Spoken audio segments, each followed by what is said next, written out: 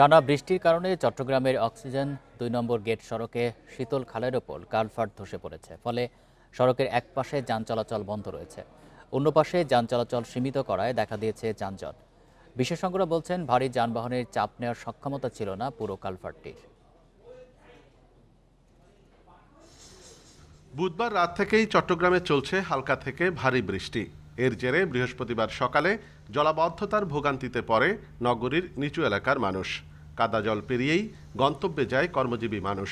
রাস্তায় যানবাহনের সংখ্যাও ছিল কম।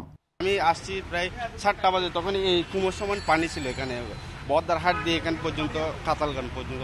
বিগত বছরের তুলনায় এবছর একটু কম, তবে সেটা আরও একটু বেটার, আরও সিটি কর্পোরেশনে ভালো মতো মনোযোগ দিয়ে আরও ড্রেনগুলো যদি নিয়মিত পরিষ্কার করা হয়, তাহলে সামনের দিকে আরও ভালোভাবে আমরা বসবাস করতে পারবো। ২ নম্বর গেট থেকে অক্সিজেনমুখী বাইজিদ বোস্তামি সড়কে শীতল ঝর্ণা খালে পানির তীব্র স্রোতের কারণে ভেঙে যায় কালভার্ট। বন্ধ হয়ে যায় সড়কটির একপাশে যান চলাচল। পুরনো কালভার্টটি ভারী গাড়ি চলাচলের উপযোগী ছিল না বলছেন বিশেষজ্ঞরা। এছাড়া জলাবদ্ধতা নিরসন প্রকল্পের আওতায় খাল থেকে মাটি সরানোর ফলেও নড়বড়ে হয়ে যায় কালভার্টের ভিত। বারবার বিটুমিন করতে 1-1.5 ফিট বিটুমিন লেয়ারি হয়ে গেছে। তার মানে এই রাস্তাটা এত ব্যস্তও ছিল না, এত ভারী যানবাহন চলার কথা ছিল না, এবং সেইভাবে বৃষ্টি ডিজাইন করা হয় নাই। বাজেট ঘাটতির কথা উল্লেখ করে মেয়র জানান, কালভার্ট সারাতে কমপক্ষে 1 থেকে 1.5 মাস সময় লাগবে।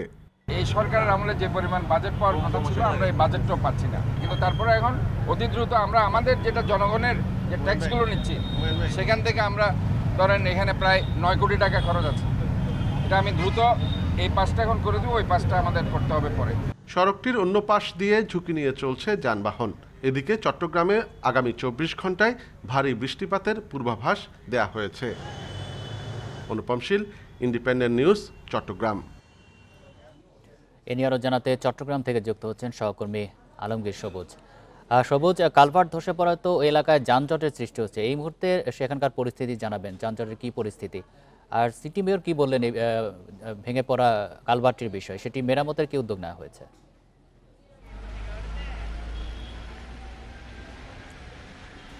শুধুমাত্র কালভার্টই নয়, আসলে কয়েকদিনের বৃষ্টি এবং বিশেষ করে গত রাতের ভারী বৃষ্টির ফলে কালভার্ট তো ভেঙেছে এবং চট্টগ্রামের সবকটি অনেক সড়কই আসলে বেহাল দশা হয়ে পড়ছে, বিভিন্ন জায়গায় গর্ত হয়ে পড়েছে। এই কি ধারাবাহিকতায় আজকে যে অক্সিজেন এলাকায় যে কালভার্টটা ধসে পড়েছে, সেটা আপনি যে প্রশ্নটা করলেন সেটা ঠিকঠাক করতে সিটি কর্পোরেশন বলছেন, চট্টগ্রামের মেয়র আজকে সকালে সেখানে গিয়েছেন, তিনি বলছেন 1 থেকে 1.5 মাস সময় লেগে যাবে এবং যে যানজটটা আসলে লেগে আছে, যেহেতু এক পাশে যান চলাচল বন্ধ আছে, এ কারণে এই সড়কে যান চলাচল বেশ যানজটই আছে এবং যেহেতু এক পাশ দিয়ে চলাচল করতে, ওই সড়কটা মূলত চট্টগ্রামের 2 নম্বর গেট থেকে অক্সিজেন হয়ে যায়। আরেকটা একই পথে যেতে আরেকটা মুরাদপুর থেকে যাওয়ার সুযোগ আছে। বেশিরভাগ গাড়ি যেহেতু ওইদিকে যানজট, সে কারণে মুরাদপুর হয়ে চলাফেরা করছে। আমি এই মুহূর্তে মুরাদপুর সড়কে আছি। এই যে আপনি দেখছেন, এখানে আসলে বিভিন্ন সড়কে বড় বড় গর্ত তৈরি হয়েছে এবং চট্টগ্রামের আমরা যে খবর নিয়েছি, অন্তত 80টা সড়কে এই বর্ষা মৌসুমে বড় গর্ত তৈরি হয়েছে এবং যান চলাচল অনেকটা অনুপযোগী হয়ে পড়েছে এবং সব সড়কে আসলে যানজটটা লেগে থাকছে এবং দুর্ঘটনারও অনেক কারণ হচ্ছে। এবং সিটি কর্পোরেশনের তরফ থেকে আমরা যেটা জেনেছি, গত 8 বছরে চট্টগ্রামের বিভিন্ন সড়কে প্রায় 2,500 কোটি টাকা খরচ করা হয়েছে সড়ক সংস্কারে, এবং তারপরে কিছুদিন পর অন্তত মেরামতের 6 মাস পরে দেখা যায় যে সড়কগুলি আবার বেহাল দশা হয়েছে। এবং আজকে কালভার্টের সেখানে বিশেষজ্ঞরা যেটা বলেছেন, তারা বলছেন সড়কে যে বিটুমিন যেগুলি ব্যবহার করে সেগুলি আসলে মেয়াদ উত্তীর্ণ কিংবা এগুলি খারাপ মানের, নিম্নমানের ব্যবহার করার ফলে এই সড়কের বেহাল দশা লেগে আছে, এটা কাটছে না। একইভাবে সড়ক যেভাবে বিভিন্ন জায়গায় খানা খন্দকে ভরে আছে, সেই একই কারণে কালভার্টও যেহেতু সেটা খুব পরিকল্পিতভাবে কালভার্টটা করা হয়নি, সে কারণে ধসে পড়েছে বলে বিশেষজ্ঞরা বলছেন। তারা বলছে সেখানে যে চাপ, এখন যানবাহনের যে চাপ, সেটা সহ্য করতে পারেন, তার এই ধরনের সক্ষমতা ছিল না এই কালভার্টে। এবং তারা বলছেন নতুন করে যেটা করা হবে সেটা মানটা দেখে এবং চাপটা যাতে সহ্য করতে পারে সেভাবে করার জন্য তারা পরামর্শ দিয়েছেন। চট্টগ্রাম থেকে জানাচ্ছেন সহকর্মী আলমগীর সবুজ। কাপ্তাই হ্রদে পানি বাড়তে থাকায় বাঁধের গেট দিয়ে 2.5 ফুট থেকে বাড়িয়ে 3 ফুট করে পানি ছাড়ছে জলবিদ্যুৎ কেন্দ্র কর্তৃপক্ষ। ফলে কর্ণফুলী নদীতে স্রোত বেড়ে যাওয়ায় চন্দ্রকোনা ফেরি বন্ধ রয়েছে। কাপ্তাই পানি বিদ্যুৎ উৎপাদন কেন্দ্রের ব্যবস্থাপক প্রকৌশলী মাহমুদ হাসান জানান, বৃষ্টি ও পাহাড়ি ঢলে হ্রদের পানি বিপদসীমা অতিক্রম করেছে। তাই বাঁধের 16 জলকপাট দিয়ে 3 ফুট করে পানি ছাড়া হচ্ছে। এতে প্রতি সেকেন্ডে হ্রদ থেকে পানি যাচ্ছে প্রায় 60,000 কিউসেক। তবে 3 ফুট করে পানি ছাড়ার পরও কাপ্তাই বাঁধের ওপরের অংশে পানি কমেনি। তলিয়ে গেছে অনেক বাড়িঘর, রাস্তাঘাট, সরকারি অফিস ও বিদ্যালয়। কর্ণফুলী কাঁচালং নদী হয়ে প্রতিদিনই পানি বাড়ছে কাপ্তাই হ্রদে। পানি বাড়ায় বিদ্যুৎ কেন্দ্রে 5টি ইউনিট পুরোপুরি সচল হয়েছে। ফলে সর্বোচ্চ বিদ্যুৎ উৎপাদন হচ্ছে কেন্দ্রটিতে।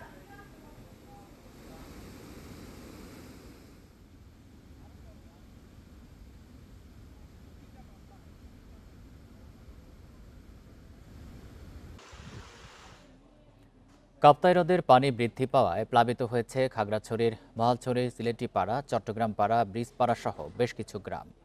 পানি বাড়ায় গত 3 দিন ধরে জলাবদ্ধতা তৈরি হয়েছে নিচু এলাকায়। ঘরে পানি ঢুকে পড়ায় ভোগান্তিতে স্থানীয়রা। এছাড়া সড়ক ডুবে যাওয়ায় মুবাছড়ি ইউনিয়নের সাথে যানবাহন চলাচল বন্ধ থাকায় ভোগান্তিতে পড়েন স্থানীয়রা। অনেকে নৌকায় করে চলাচল করছেন। বেশি ভোগান্তিতে এইচএসসি পরীক্ষার্থীরা। মহালছড়ি উপজেলা নির্বাহী কর্মকর্তা মোহাম্মদ আবু রায়হান জানান, কাপ্তাই লেকের পানি না কমায় সদর ও মুবাছড়ি ইউনিয়নে প্রায় 200 পরিবার পানিবন্দী। তাদের খাদ্য সহায়তা দেওয়া হয়েছে।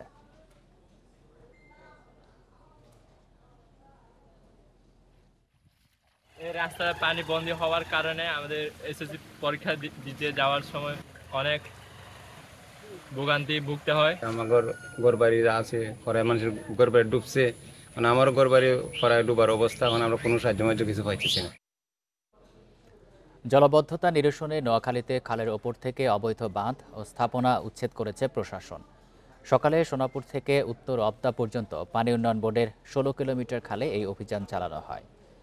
এ সময় পানি উন্নয়ন বোর্ড ও জেলা পরিষদের মালিকানাধীন বিভিন্ন খালের পানি প্রবাহ বন্ধ করে বাঁধ, অবৈধ স্থাপনা ও ময়লা আবর্জনা অপসারণ করা হয়। এ পর্যন্ত শতাধিক অবৈধ স্থাপনা ও অবৈধ বাঁধ অপসারণ করে খালে পানি প্রবাহ স্বাভাবিক করা হয়েছে। উদ্ধার খালগুলো কেউ যেন দখল করতে না পারে সেদিকে প্রশাসনের নজরদারি বাড়ানোর দাবি স্থানীয়দের। উপজেলা সহকারী কমিশনার ভূমি শাহ নেওয়াজ তানভীর বলেন, গত 13 জুলাই কালাদরাব ইউনিয়ন থেকে এই অভিযান শুরু হয়েছে। উপজেলার সবগুলো খাল দখলদারদের মুক্ত না হওয়া পর্যন্ত অভিযান চলমান থাকবে বলেও জানান তিনি। অভিযানে সেনাবাহিনী, আনসার সহ স্বেচ্ছাসেবী সংগঠন অংশ নেয়।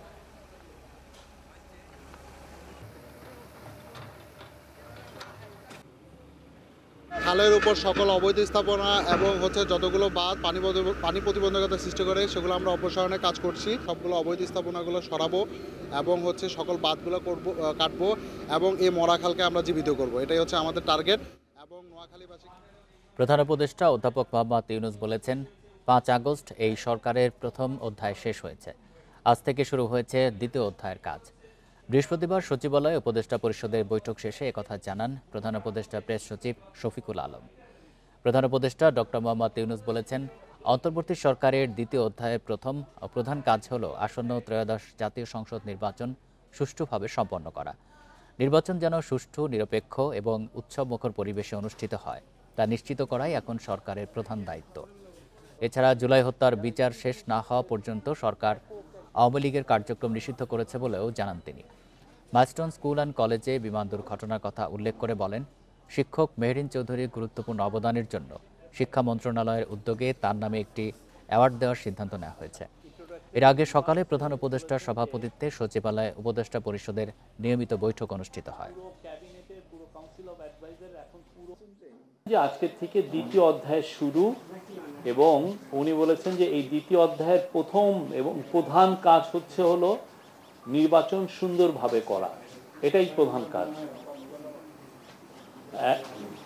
এর ছাড়া আরো দুটো কাজ তো আমাদের আছে প্রাইমারি কাজগুলোর মধ্যে। একটা হচ্ছে যে রিফর্ম। রাজধানীতে আওয়ামী লীগের নেতাকর্মীদের গোপনে প্রশিক্ষণের ঘটনায় অভিযুক্ত মেজর সাদেকুল হকের স্ত্রী সুমাইয়া জাফরিনের রিমান্ড মঞ্জুর করেছে আদালত। ভাটারা থানার সন্ত্রাস বিরোধী আইনের মামলায় দুপুরে ঢাকা মহানগর হাকিম মোহাম্মদ সেফাতুল্লাহর আদালতে নেওয়া হয় তাকে। এই সময় 7 দিনের রিমান্ডের আবেদন করে পুলিশ। শুনানি শেষে 5 দিনের রিমান্ড মঞ্জুর করে আদালত।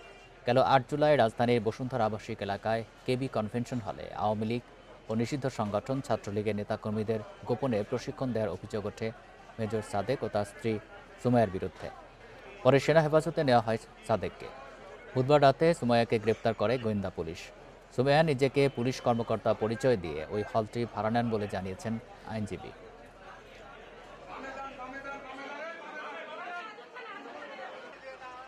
মেজর সাদিকের স্ত্রী সুমাইয়া জাফরিনকে আদালতে উপস্থাপন করে মামলার তদন্তকারী কর্মকর্তা 7 দিনের রিমান্ড প্রার্থনা করেছেন। আমরা রাষ্ট্রপক্ষে যুক্তি উপস্থাপন করেছি যে মাননীয় আদালত, এই আসামি হচ্ছে মূল পরিকল্পনাকারীর স্ত্রী এবং তিনি সমস্ত ডাটা কালেকশন করেছেন। বিজ্ঞ আদালত আমাদের বক্তব্য শুনেছেন, উভয় পক্ষের বক্তব্য শুনে উনি জামিন নামঞ্জুর করেছেন এবং 5 দিনের রিমান্ড মঞ্জুর করেছেন। আজকের যে আদেশ হয়েছে সেই আদেশে আমরা সংক্ষুব্ধ হয়েছি। আমরা মনে করেছি সেখানে আইনের শাসন প্রতিষ্ঠিত হয়নি। উনি একটা পারিবারিক অনুষ্ঠানে সেখানে গিয়েছিলেন, উনি সেটা বলেছিলেন এবং এই ঘটনার সাথে ঘটনাটা কি ঘটেছিল এবং সেটা উনি জানেন না। এবার ডেঙ্গু পরিস্থিতি নিয়ে প্রতিবেদন।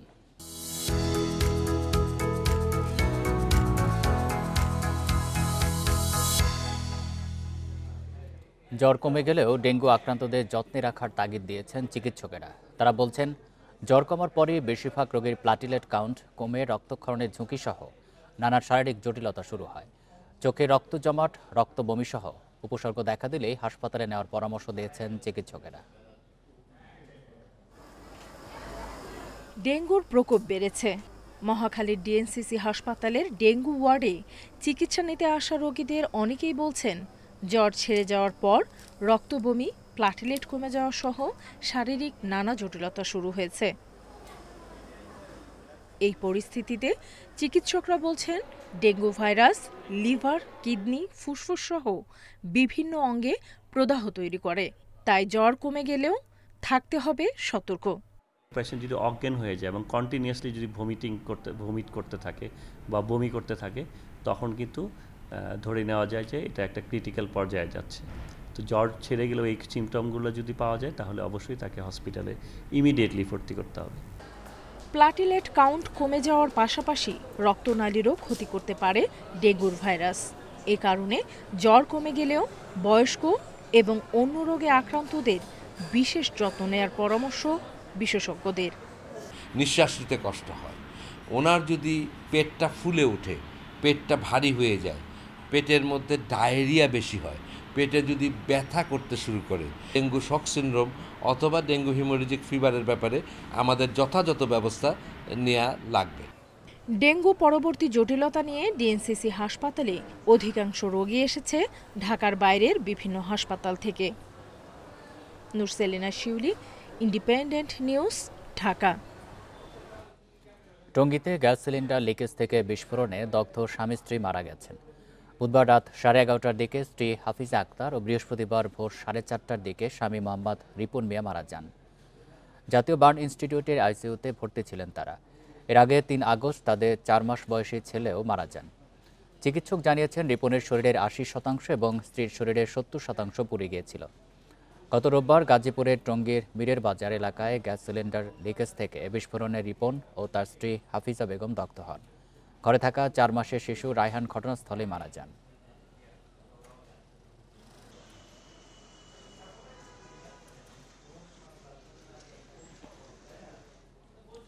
লক্ষ্মীপুরে রামগতিতে জেলেদের নৌকায় গ্যাস সিলিন্ডার লিকেজ থেকে বিস্ফোরণে দগ্ধ হয়েছেন 6 জন। বেলা 11টার দিকে মৎস্য অবতরণ কেন্দ্রের পাশে এই দুর্ঘটনা ঘটে।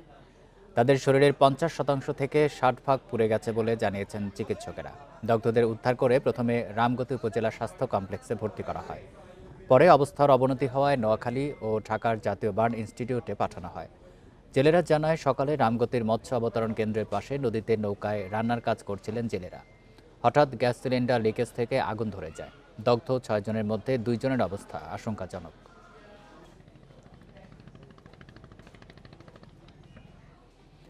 টাঙ্গাইলের ধনবাড়িতে পিকআপ ভ্যান ও মোটরসাইকেলের সংঘর্ষে 3 জন নিহত হয়েছেন। এই ঘটনায় আহত আরও 1 জন। ভোরে উপজেলার বিলাসপুর বটতলা এলাকায় এই দুর্ঘটনা ঘটে। নিহতরা হচ্ছেন জামালপুর সদর উপজেলার আলামিন, স্বপন মিয়া ও জুয়েল। পুলিশ জানায়, ভোরে ঢাকা থেকে জামালপুরগামী একটি পিকআপ ভ্যান বটতলা এলাকায় পৌঁছালে বিপরীত দিক থেকে আসা মোটরসাইকেলের সঙ্গে সংঘর্ষ হয়। এতে ঘটনাস্থলেই মোটরসাইকেলের 2 আরোহী ও পিকআপ ভ্যানটির চালক নিহত হন। খবর পেয়ে পুলিশ ঘটনাস্থলে গিয়ে হতাহতদের উদ্ধার করে। আহত একজনকে উন্নত চিকিৎসার জন্য ময়মনসিংহ মেডিকেলে পাঠানো হয়েছে।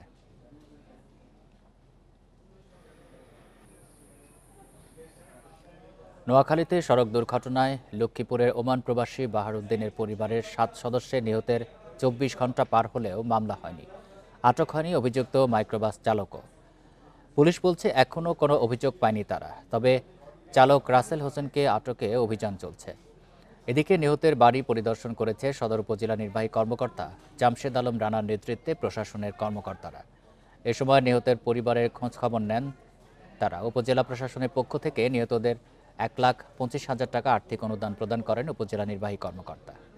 প্রশাসনের পক্ষ থেকে আমরা 5টি পরিবার পেয়েছি। এখানে 5 পরিবারের মাঝে আমরা 25,000 টাকা করে অর্থ প্রাথমিকভাবে বিতরণ করেছি। যত সহযোগিতা করা দরকার, যা যা করণীয়, সকল ক্ষেত্রে সকল ধরনের সহযোগিতা আমরা প্রদান করব। গাজীপুরের শ্রীপুরে স্ত্রীকে পিটিয়ে হত্যার অভিযোগে নিহতের স্বামীর বাড়িতে আগুন দিয়েছে উত্তেজিত জনতা। ভোরে উপজেলার বরমী মধ্যপাড়া গ্রামে এই ঘটনা ঘটে। পুলিশ ও স্বজনরা জানায়, বিয়ের পর থেকে সুইটি আক্তার নিশি ও নুরুল ইসলামের মধ্যে কলহ লেগেই থাকত। এরই জেরে বুধবার রাতে নিশিকে হত্যার পর পালিয়ে যায় স্বামী নুরুল ইসলাম। খবর পেয়ে পুলিশ ঘটনাস্থল থেকে মরদেহটি উদ্ধার করে। এই ঘটনায় আটক করা হয় নিহতের শাশুড়ি জবেদাকে। নিশির মৃত্যুর খবর ছড়িয়ে পড়লে ভোরে স্থানীয় উত্তেজিত জনতা স্বামী নুরুল ইসলামের 2 বাড়িতে আগুন দেয়। এতে পুড়ে যায় বাড়ি দুটির 8টি কক্ষ ও আসবাবপত্র। এ বিষয়ে আইনগত ব্যবস্থা প্রক্রিয়াধীন বলে জানিয়েছে পুলিশ। কুষ্টিয়া জেলা কারাগার থেকে পলাতক আসামিরা এখনও ধরাছোঁয়ার বাইরেই। 1 বছরে হাতে গোনা কয়েকজনকে গ্রেপ্তার করা গেলেও বেশিরভাগ আসামিই পলাতক। তাদের মধ্যে সাজাপ্রাপ্ত সহ দাগী আসামিও রয়েছে। জেলায় অপরাধ সংগঠিত করার ক্ষেত্রে এসব আসামিরাই আবার সক্রিয় হয়ে উঠেছে।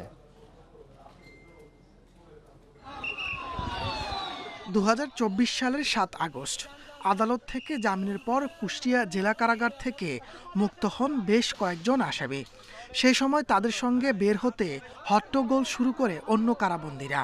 এক পর্যায়ে কারারক্ষীদের উপর হামলা ও প্রধান ফটকের তালা ভেঙে ফেলে তারা। পরিস্থিতি নিয়ন্ত্রণে সেনাবাহিনীর পৌঁছার আগেই পালিয়ে যায় শতাধিক কারাবন্দী। আইনশৃঙ্খলা বাহিনী চলে আসে, আসার পর আমাদেরকে জায়গা থেকে দূরে সরায় দেয়। তো আমরা তারপরে ওখান থেকে দূরে চলে যাই।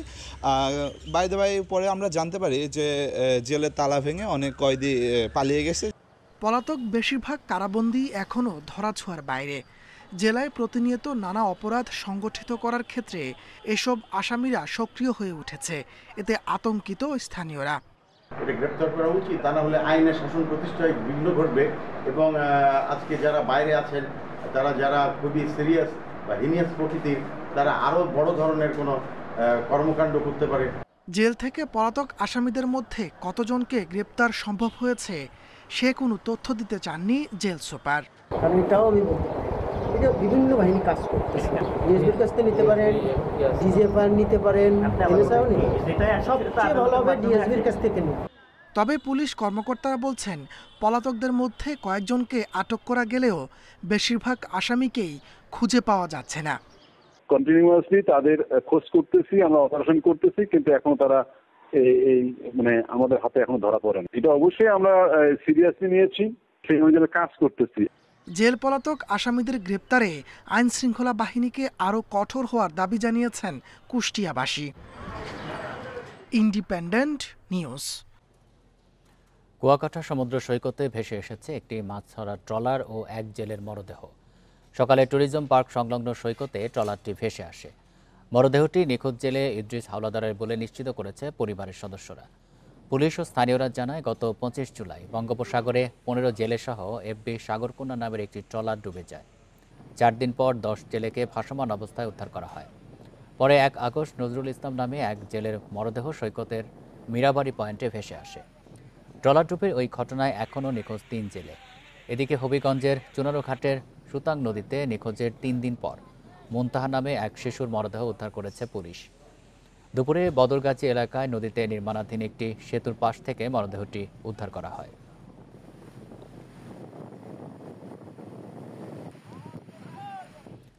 সুনামগঞ্জে শিক্ষার্থী স্নেহা চক্রবর্তী ও আফসানা জাহান খুশি নিহতের ঘটনায় দোষীদের শাস্তির দাবিতে বিক্ষোভ মিছিল করেছে সুনামগঞ্জ বিজ্ঞান ও প্রযুক্তি বিশ্ববিদ্যালয় ও সুনামগঞ্জ টেক্সটাইল ইনস্টিটিউটের শিক্ষার্থীরা। সকাল 11টা থেকে সুনামগঞ্জ সিলেট সড়কের শান্তিগঞ্জ এলাকায় সড়ক অবরোধ করে বিক্ষোভ শুরু করে শিক্ষার্থীরা। এ সময় সড়কের দুপাশে তীব্র যানজটের সৃষ্টি হয়। আধা ঘন্টা পর অবরোধ তুলে নিয়ে সড়কের পাশে অবস্থান নিয়ে বিক্ষোভ করেন তারা। এ সময় তারা বাস চালকের বিচার দাবি করেন। এর আগে বুধবার দুপুর 1:30টার দিকে সুনামগঞ্জ সিলেট মহাসড়কে সদর উপজেলার বাহাদুরপুর এলাকায় এই দুর্ঘটনা ঘটে। এতে ঘটনাস্থলে মারা যায় 2 শিক্ষার্থী। পরে হাসপাতালে নেওয়ার সময় মারা যান আরও এক সিএনজি যাত্রী। নোয়াখালীর বেগমগঞ্জ উপজেলার একলাশপুর ইউনিয়নে বাসাবাড়িতে দেখা দিয়েছে তীব্র গ্যাস সংকট। স্থানীয়দের অভিযোগ, দিনে এবং রাতে বেশিরভাগ সময় থাকে না গ্যাস। কিছু সময়ের জন্য আসলেও প্রেসার কম থাকায় তা দিয়ে রান্না করা যায় না। নিয়মিত বিল পরিশোধের পরও গ্যাস না পাওয়ার বাধ্য হয়েই বাড়তি টাকা দিয়ে সিলিন্ডার গ্যাস কিনতে হচ্ছে। আবার নিরুপায় হয়ে অনেক গ্রাহক চুলা ব্যবহার করছেন। এই সংকটের জন্য বাখরাবাদ গ্যাস ডিস্ট্রিবিউশন কোম্পানির অব্যবস্থাপনাকে দায়ী করছেন তারা। তবে কোম্পানির পক্ষ থেকে জানানো হয়েছে সক্ষমতার চেয়ে সংযোগ বেশি হয় এমন পরিস্থিতি দেখা দিয়েছে।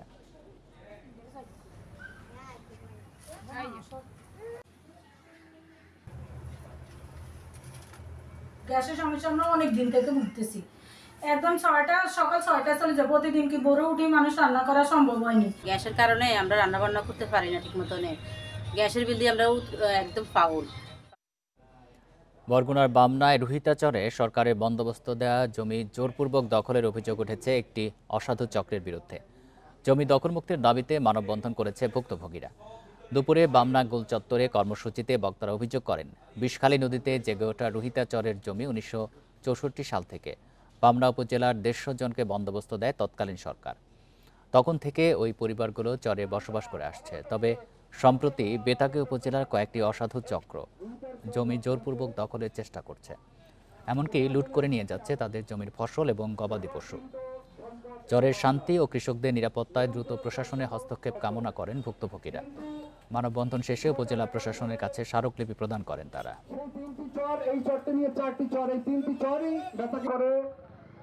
চট্টগ্রাম কক্সবাজারে সংরক্ষিত বনের রেলপথে হাতির চলাচল নিরাপদ করতে স্থাপন হচ্ছে এআই প্রযুক্তির ক্যামেরা।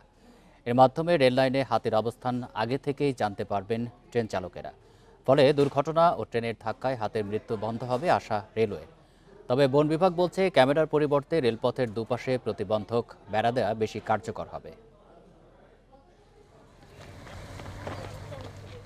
হাতি আর ট্রেনের এমন মুখোমুখি অবস্থান গত 22 জুলাই রাতে চট্টগ্রামের লোহাগাড়া চুনতি বন্যপ্রাণী অভয়ারণ্যে এই দৃশ্য ধারণ করেন যাত্রীরা। ট্রেন চালকের দক্ষতায় সেদিন বেঁচে যায় হাতিটি। চট্টগ্রাম কক্সবাজার 103 কিলোমিটার রেলপথের 27 কিলোমিটার সংরক্ষিত বনের ভেতরে পড়েছে। হাতি চলাচলের এই করিডোরে বিভিন্ন সময় ঘটছে দুর্ঘটনা। গেল বছর ট্রেনের ধাক্কায় মারা যায় 10 বছর বয়সী একটি হাতি। 27 কিলোমিটার এলাকা, এই মধ্য দিয়ে যখন ট্রেন চলাচল করবে, ট্রেনের স্পিড লিমিট হবে 20 কিলোমিটার। 20 কিলোমিটার স্পিডে ট্রেনটা চলবে ওখানে। এটা সবাইকে বোঝাতে হবে। রেলপথে হাতি চলাচলে দুর্ঘটনা এড়াতে এবছরের শেষে স্থাপন করা হচ্ছে এআই প্রযুক্তির ক্যামেরা। রেলের কেন্দ্রীয় সিগন্যালিং ব্যবস্থার সাথে যুক্ত থাকবে এই ক্যামেরা। রেলপথ এবং আশেপাশে হাতির অবস্থান শনাক্ত হলে সাথে সাথে জানানো হবে ট্রেন চালকদের। ক্যামেরায় যখনই দেখবে যে আমার রেল লাইনের নিয়ারেস্টে হাতি চলে আসছে, ওই ক্যামেরাতে ওটার ছবি আসবে। ওই ছবি দেখে সে অটোমেটিক্যালি বিশ্লেষণ করে আমাকে সিগন্যাল দিয়ে দিবে। ক্যামেরা স্থাপনে সংরক্ষিত বনে কোনো সমস্যা হবে না বলছে বন বিভাগ। তবে হাতি চলাচলের করিডোরে রেল লাইনের দুই পাশে 10 কিলোমিটার জুড়ে প্রতিবন্ধক স্থাপন করলে তা বেশি কার্যকর হবে বলছেন কর্মকর্তা। 10 কিলোমিটার যাইতে হবে অত্যন্ত সতর্কতার সহিত এবং স্লোলি। আর একটা জিনিস হলো, একটা হাতি ঢুকে গেছে ব্যারিয়ার না থাকার কারণে। ব্যারিয়ার থাকলে হাতিটা ঢুকতে পারতো না। তাহলে আপনার সেটা চিন্তা করতে হবে যে ব্যারিয়ার পুরোটাই নির্মাণ করা দরকার। 2016 সালের সর্বশেষ জরিপে দেশে 268টি বন্য হাতি পাওয়া যায়। এর মধ্যে দক্ষিণ চট্টগ্রামের সংরক্ষিত বনে ছিল 40টির বেশি হাতি।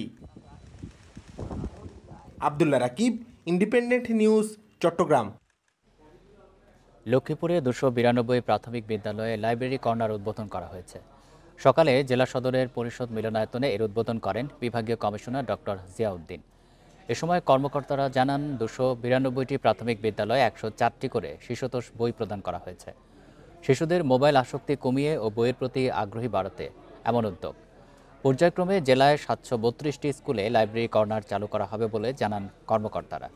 অনুষ্ঠানে জেলা প্রশাসক রাজীব কুমার সরকার সহ প্রশাসনের ঊর্ধ্বতন কর্মকর্তারা অংশ নেয়।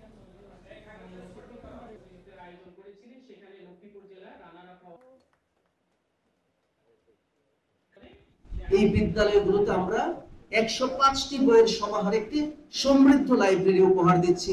আমরা বিশ্বাস করি এই বইগুলোর সঙ্গে যদি আমাদের শিক্ষার্থীরা একবার পরিচিত হয়, তাদের জীবনে আর বিপদগামী হওয়ার কোনো সুযোগ থাকবে না। খাগড়াছড়ি রামগড়ের দুর্গম অন্তুপাড়া নিম্ন মাধ্যমিক বিদ্যালয়ের পাহাড়ি শিক্ষার্থীদের শিক্ষা উপকরণ ও ক্রীড়া সামগ্রী বিতরণ করেছে বিজিবি। সকালে অন্তুপাড়া নিম্ন মাধ্যমিক বিদ্যালয় প্রাঙ্গণে 68 জন সুবিধাবঞ্চিত শিক্ষার্থীর মাঝে এসব উপকরণ বিতরণ করা হয়। এছাড়া শিক্ষার্থীদের মাঝে বিভিন্ন ক্রীড়া সামগ্রীও বিতরণ করা হয়। বিজিবি জানায়, সীমান্ত সুরক্ষার পাশাপাশি পার্বত্য চট্টগ্রামে শান্তি, সম্প্রীতি ও উন্নয়নের ধারাবাহিকতায় এই অঞ্চলের মানুষের জীবনমান উন্নয়নে বিজিবি কাজ করে যাচ্ছে। শিক্ষার মান উন্নয়নে ভবিষ্যতেও বিজিবির পক্ষ থেকে এমন মানবিক কার্যক্রম অব্যাহত থাকবে।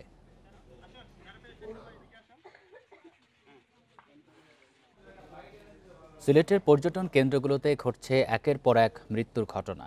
এক দশকে বিভিন্ন স্পটে প্রাণ হারিয়েছেন 33 জন। পর্যটকদের অভিযোগ, তাদের নিরাপত্তায় কোথাও নেই কার্যকর কোনো উদ্যোগ। তবে মৃত্যু কমাতে লাইফ জ্যাকেট সরবরাহ ও স্বেচ্ছাসেবকের সংখ্যা বাড়ানোর কথা ভাবছে জেলা প্রশাসন। প্রাকৃতিক সৌন্দর্যের লীলাভূমি সিলেট। প্রতি বছর বিভিন্ন এলাকা থেকে সবুজ পাহাড়, ঝর্ণা আর নদীর টানে ছুটে যান পর্যটকরা, কিন্তু এই সৌন্দর্যের মাঝে ছড়িয়ে আছে মৃত্যুর ফাঁদ। গত এক দশকে বিভিন্ন পর্যটন কেন্দ্রে মারা গেছেন অন্তত 33 পর্যটক। পর্যটকদের অভিযোগ, পর্যটন কেন্দ্রগুলোতে নেই পর্যাপ্ত নিরাপত্তা ব্যবস্থা। বিপদে পড়লেও পাওয়া যায় না নিরাপত্তা কর্মী, নির্দেশনা বা উদ্ধারকারী দলকে। গাছাড়া ভাবের মতো প্রশাসনের চলাফেরা এবং ভলেন্টিয়ার্স নাই, যে যার মতো করে চলতেছে। কোথাও কোথাও আমরা হয়তো সাইনবোর্ড দেখতে পাই, তাও একদমই নগণ্য, সীমিত। তারপরে তাদের কোনো ভলেন্টিয়ার আমি দেখি নাই, যারা হচ্ছে পর্যটক যারা পানিতে পড়ে যাবে তাদেরকে তাৎক্ষণিক উদ্ধার করার জন্য বা বাঁচানোর জন্য যে একটা ব্যবস্থা, এটা আমার চোখে পড়ে না। টুরিস্ট পুলিশের দাবি, শুধু নিরাপত্তার অভাব নয়, পর্যটকদের অসচেতনতায় বাড়ছে হতাহতের সংখ্যা। টুরিস্ট যারা আসবে তারা যেন একটু নিয়মটা মানে। আমরা তো মাইকিং করতেছি, আমরা হেলার দিয়ে কথা বলতেছি, আমরা লিফলেট বিলি করতেছি, তো সেখানে আইনটা আমাকে মানতে হবে। আইনটা যদি আমরা মেনে চলতে পারি, আমি বিশ্বাস করি যে আমাদের দুর্ঘটনাটা কিছুটা কম হবে। জেলা প্রশাসক বলছে, প্রতিটি স্পটে নির্দেশনা টানানো রয়েছে, পাশাপাশি টুরিস্ট পুলিশ ও স্বেচ্ছাসেবীরাও থাকছে সব সময়। যারা নৌ ভ্রমণ করেন তাদের জন্য লাইফ জ্যাকেটের ব্যবস্থা থাকে, সেটা আমরা বলেছি এবং অনেক জায়গায় রয়েছে, কিন্তু সংখ্যাটা হয়তো সবার কাছে নেই। সবাই যাতে লাইফ জ্যাকেট ব্যবহার করা বাধ্যতামূলক করে সেই ব্যবস্থা করেছি। সিলেটের বিভিন্ন স্থানে প্রতি বছর ঘুরতে যান 5 লাখের বেশি পর্যটক। তাদের নিরাপত্তায় প্রশাসনকে আরও কার্যকর পদক্ষেপ নেওয়ার দাবি তাদের। Independent news. এই ছিল আজকের সমগ্র বাংলাদেশে ইন্ডিপেন্ডেন্ট টেলিভিশনের সব খবরের আরও বিস্তারিত জানতে চোখ রাখুন ফেসবুক, ইউটিউব এবং এক্সে। ধন্যবাদ এতক্ষণ সাথে থাকার জন্য।